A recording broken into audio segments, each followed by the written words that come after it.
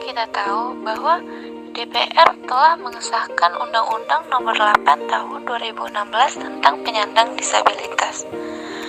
Kehadiran undang-undang ini diharapkan bisa memberikan hak dan kesempatan yang lebih baik bagi penyandang disabilitas di Indonesia, mulai dari hak untuk hidup, mendapatkan pekerjaan, pendidikan, hingga kemudahan mengakses fasilitas umum yang ada di Indonesia.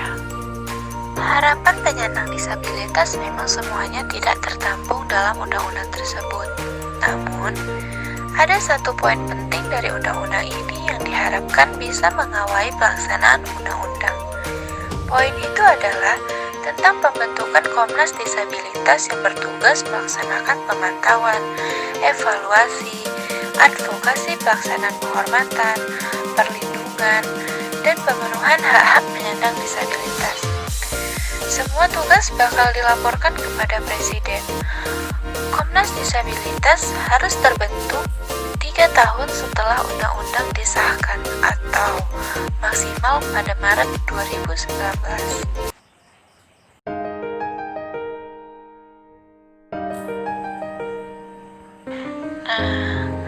Pada video berikut ini menunjukkan suatu ilustrasi terhadap diskriminasi penyandang disabilitas. Dalam video ini, penyandang disabilitas belum mendapatkan tempat di masyarakat. Seringkali kehadirannya merupakan masih dipandang sebelah mata dengan keterbatasan yang dimilikinya, membuat mereka dianggap sebagai kelompok yang lemah, tidak berdaya, dan hanya perlu mendapatkan belas kasihan.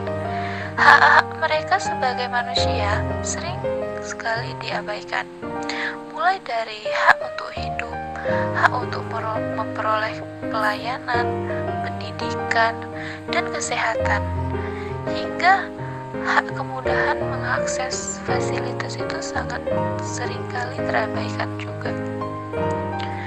Dalam Undang-Undang Nomor 19 Tahun 2001 diatur tentang hak-hak para penyandang disabilitas, mulai dari hak untuk bebas dari penyiksaan, perlakuan yang kejam dan tidak manusiawi, dan merendahkan martabat manusia.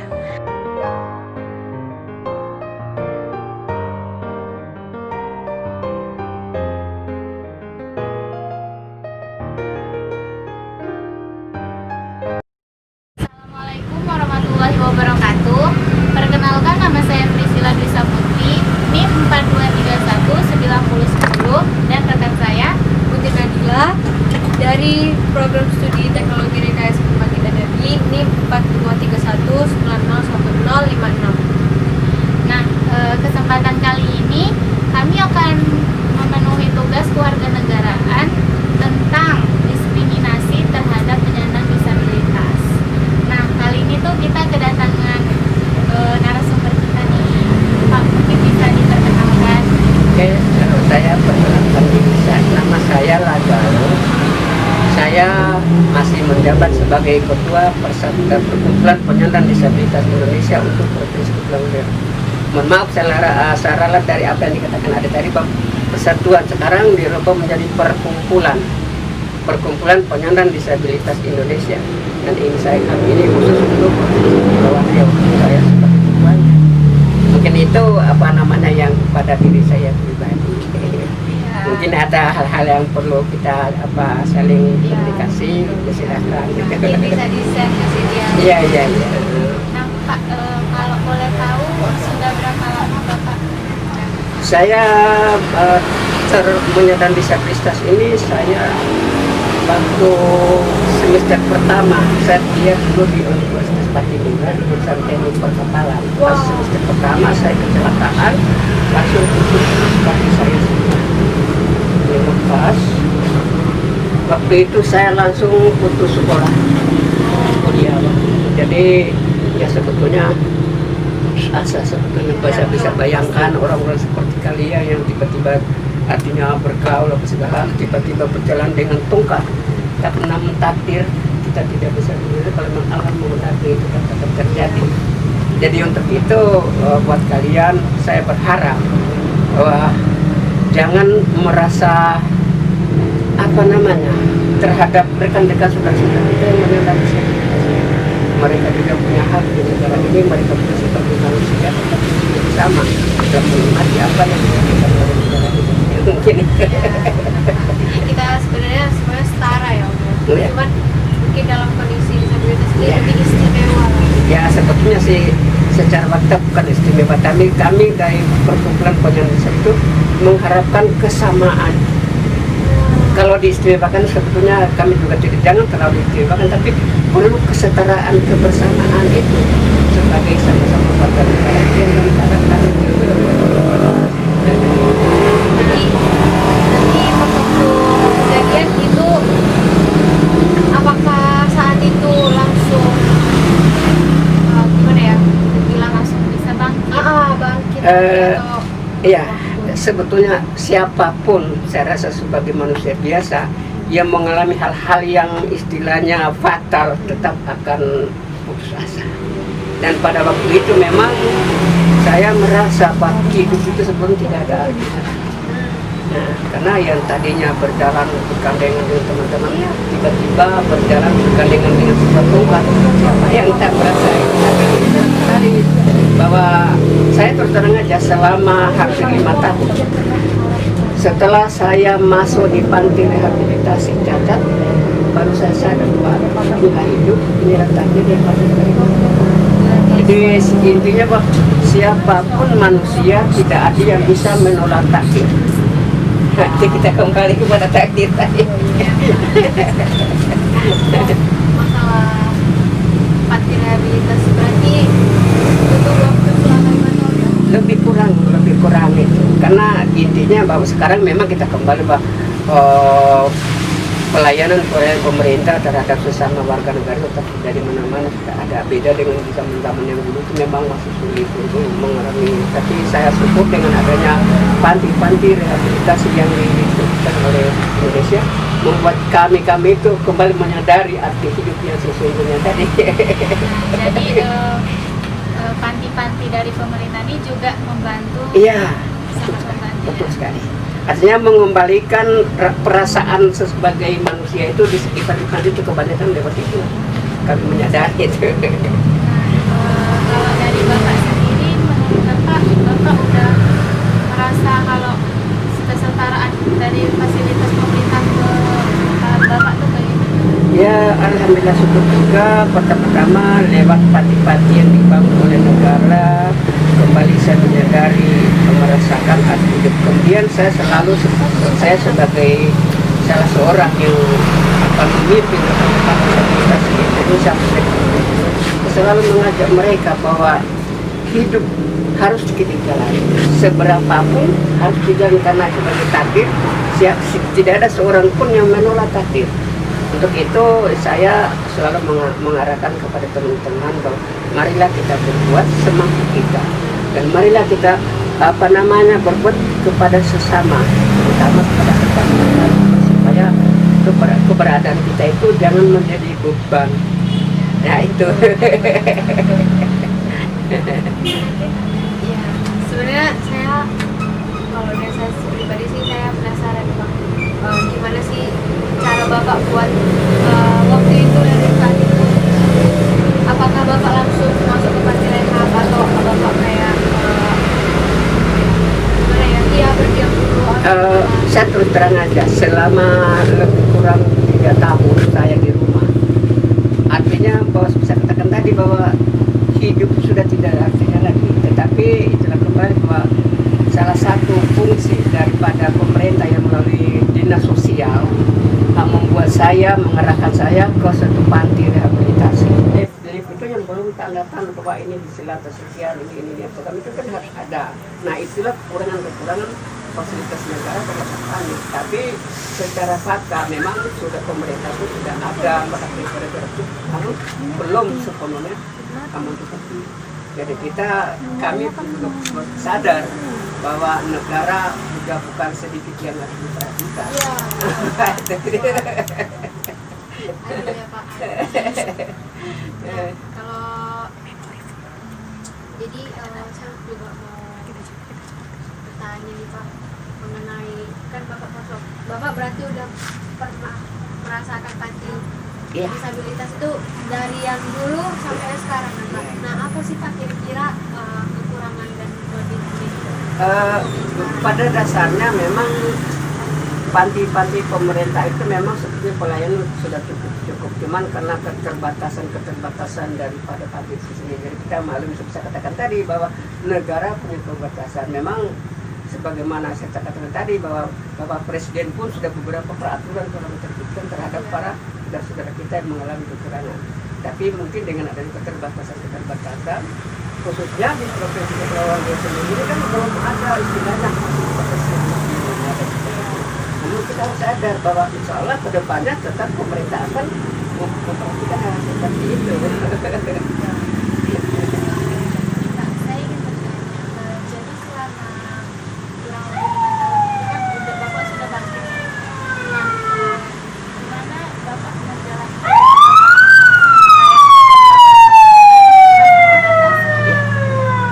Saya terus terang aja, saya dari kejadiannya di Ambon, terus saya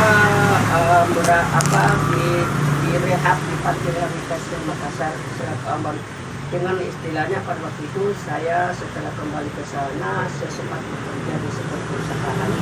Perusahaan terbesar setelah itu perusahaan plywood yang di tapi sekarang udah mati perusahaan itu.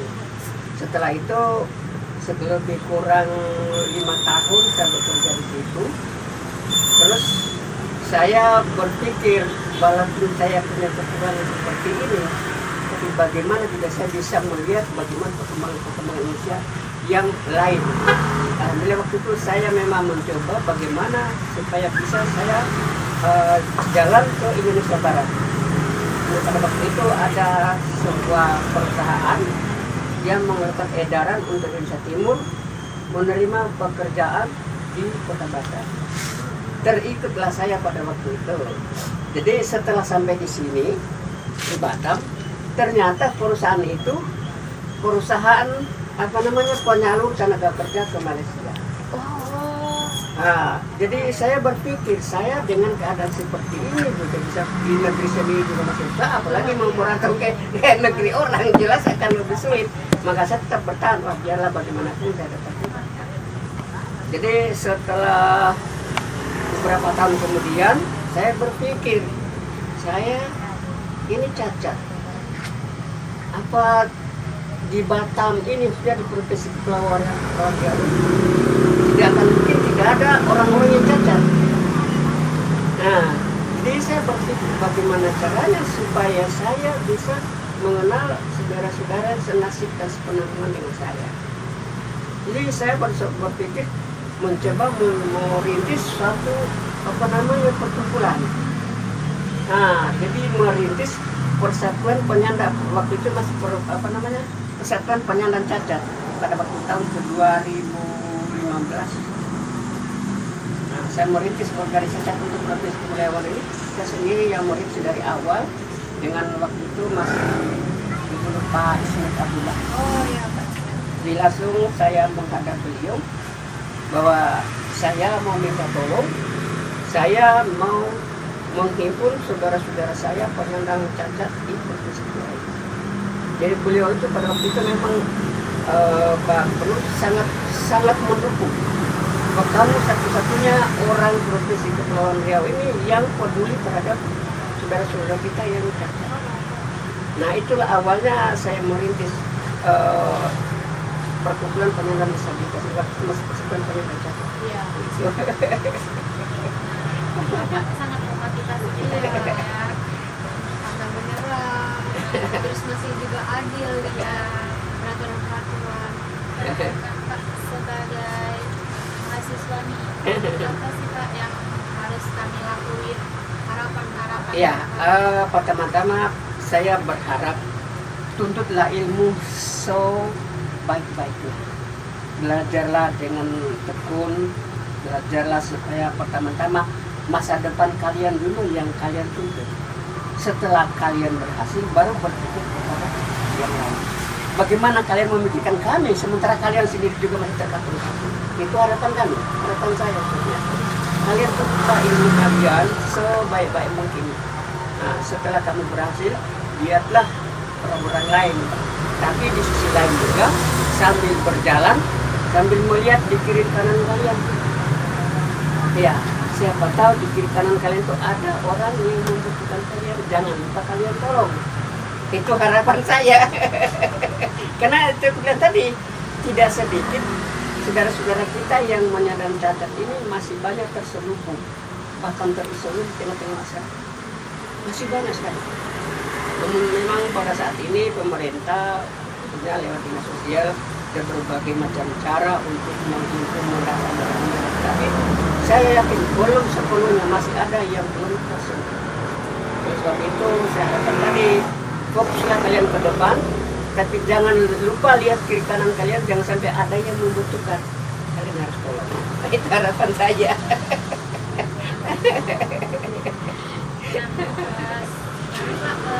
Harapan Bapak kepada teman-teman di luar sana yang masih merasa terakomodir dari masyarakat.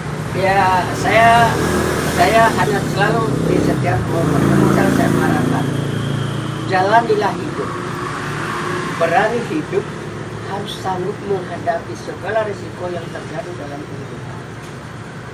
Itu prinsip itu. Berani hidup, harus sanggup menghadapi segala risiko yang terjadi dalam kehidupan. Kalau tidak berani, udah mati, selesaikan urusannya. Kan gitu. Nah, itu prinsip. Jadi saya berharap kepada semua teman-teman, khususnya yang belum tersentuh oleh pemerintah, bersabar dan nekat. Baik, saya berani hidup, saya harus sanggup menghadapi segala risiko kehidupan. Itu. Nah, ya itulah. Nah, kalau tidak berani, udah selesai, mati kan? Habis kehidupan, selesai proses kehidupan kan? Itu. Betul.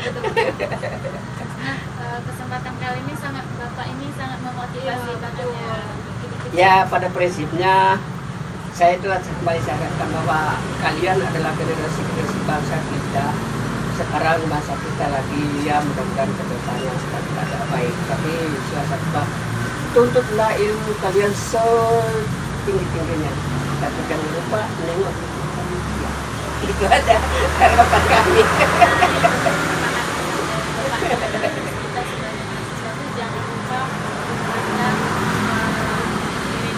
Ya, Pak, kami berterima kasih kepada Bapak karena sudah mau menjadi narasumber kita, sangat memotivasi sekali. Ya, tidak juga sih, yang penting kita sama-sama, dan itulah pesan saya bahwa tidak sedikit saudara-saudara kita yang memang membutuhkan sesuatu. Jadi kalau memang seandainya kalian melihat pikir kanan, tolong dibantu, diarahkan. Mungkin kalian belum bisa bantu, tapi tidak nyampaikan kepada, itu ada orang yang lagi begini. Nah, logikanya kan seperti itu. Iya, itulah. Tapi jangan lupa, pokoknya kalian tunjuklah masa depan kalian yang sebaik-baiknya. Kalian adalah harapan depan Pak. Mungkin kali ini aja ya, Pak. Terima kasih Oke. banyak. Terima kasih. Demikian kesempatan kita kali ini bersama. Mungkin saya sebagai moderator mengucapkan pamit undur diri. Assalamualaikum warahmatullahi wabarakatuh. Waalaikumsalam.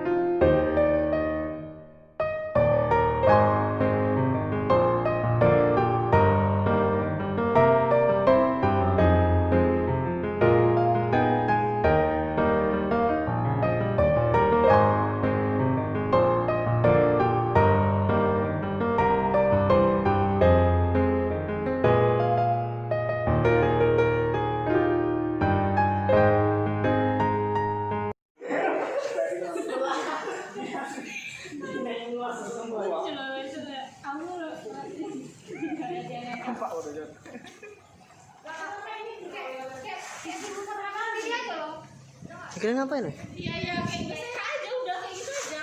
Udah langsung terkenal. Kami pergi semua kan? Iya. Kami pergi. Kemana? Sana. Sana lah.